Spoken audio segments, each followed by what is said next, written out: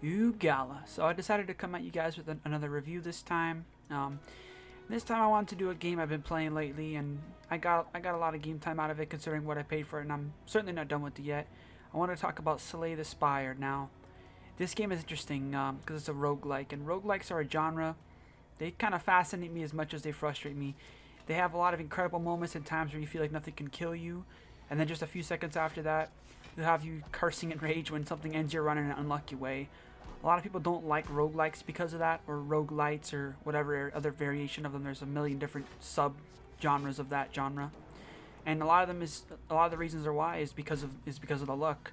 You have random drops, you have RNG fights, different rewards depending on what path you take, with no way to guarantee things most of the time.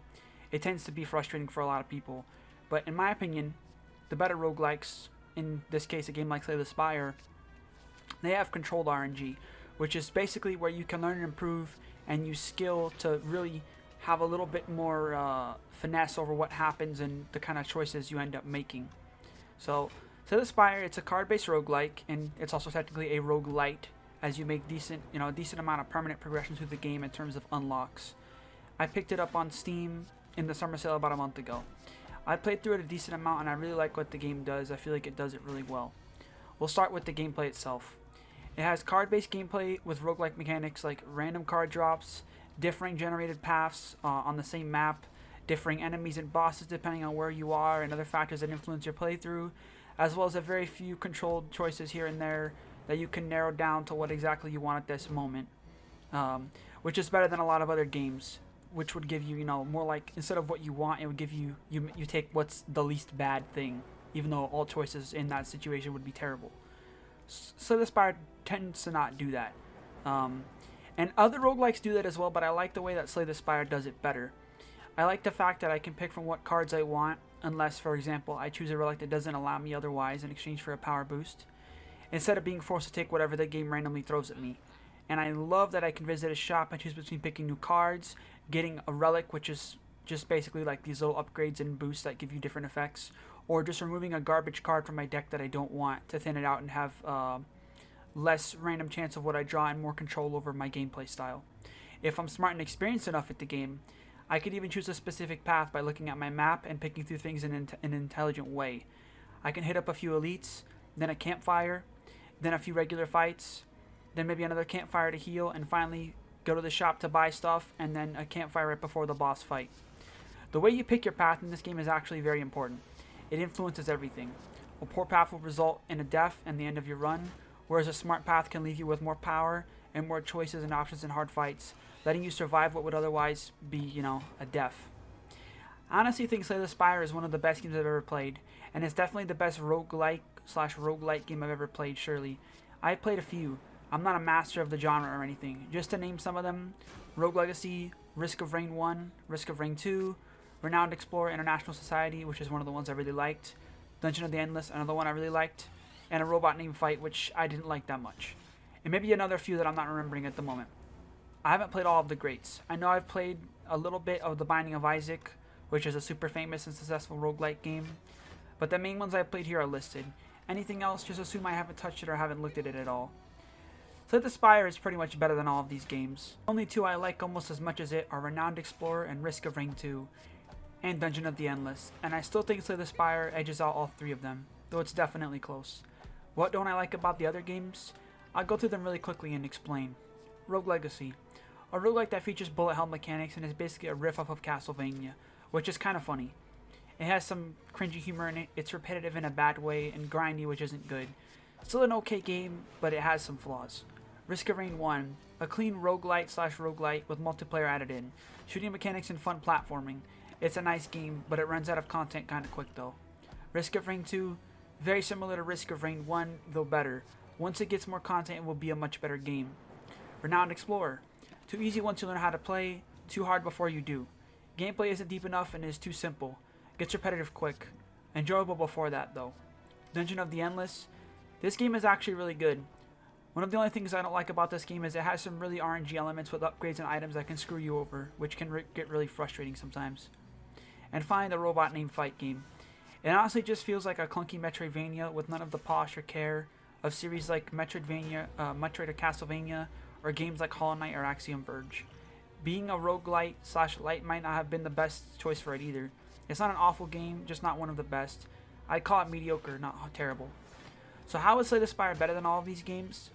It has permanent progression, but not too much. You don't run around grinding to eventually surpass enemies with too many stats, like in Rogue Legacy. It has more content than the Risk of Rain games, and yes, I know Risk of Rain 2 is an early access game, but it's still playable and it's out and it's buyable. You could pay money for it. So I'm judging it as it is regardless, while keeping in mind that it is still being worked on. I am aware of that.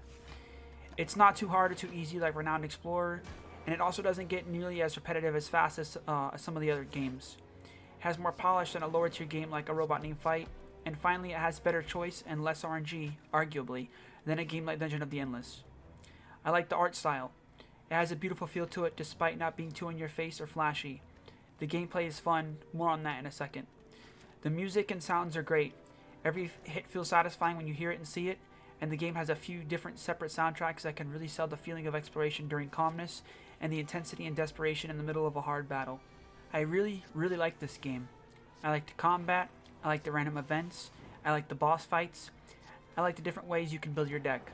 I've only ever beat the game with the Ironclad one time, and I have almost 20 hours in the game. It presents a real significant challenge without feeling impossible, and I think that that's actually very important in a roguelike game, to remain fun and not frustrate or discourage the players too much at the same time. I've had plenty of runs that were really close and had me almost biting my nails at how I survived. I've gotten by boss fights with 1 HP. I've been eradicated by normal fights, and then just one run later, 30 minutes less in real life, I'm crushing through any elite fight I can get my hands on and growing powerful and out of control, and it's all because of a new synergy between cards and relics I found that I didn't understand beforehand. Now, it isn't as if Slay the Spire is perfect, of course. I'll try to mention a few flaws now, since I've really only spoken positively of it so far. One noticeable thing is that while the game features choice, I honestly wish some of the cards and relics weren't in the game. It's not just because they're underutilized in general. Some of them are so bad or have trade-offs that are so severe that most people won't ever use them. When you get handed them, or even just have some of them clog up your choices, after a while it tends to get annoying. You get tired of seeing the same worthless cards and wish for more. Thankfully, this gets alleviated somewhat by unlocking more cards in the permanent progression system. Another point against the game would be the 3 characters. They have differing playstyles, and that's good, and there's apparently a secret 4th character in the works, but I do wish there was more characters to try and play. Slay the Spire will only get better if they keep adding characters, since the game's not even that old yet, and I'd be happy to buy and play them as DLC, but I'm unsure whether or not they're adding them as DLC or free updates. As it is now, once you familiarize yourself with the 3 options, it can get kinda samey very fast. Finally, and this is relating to the first complaint that I made, sometimes it feels like your builds are limited to what the strongest deck types and build variations are. You can get maps and runs and seeds that are too difficult to complete otherwise. It doesn't mean you can't ever pull off wins with weird decks or have comebacks where you had a hard start, but it feels harder than it should be, which is somewhat of a shame. I didn't even cover mods either, but I honestly haven't tried them. It's another huge chunk of content I haven't even touched yet, which should go to show you how much this game has to offer. The game has other minor flaws and problems, but those are some of the biggest ones that I noticed while playing myself. The game is still a gorgeous, fun, addictive experience though, and I encourage anyone to get it and try it out. It's worth the full $25 price point, but you can get it for half off on a sale, only $12.50 or more when it starts to go on bigger sales, which is honestly a steal. Thanks for listening, guys, and please try out Slay the Spire. It's really great. Remember to like, comment, and subscribe. I'm out. Peace.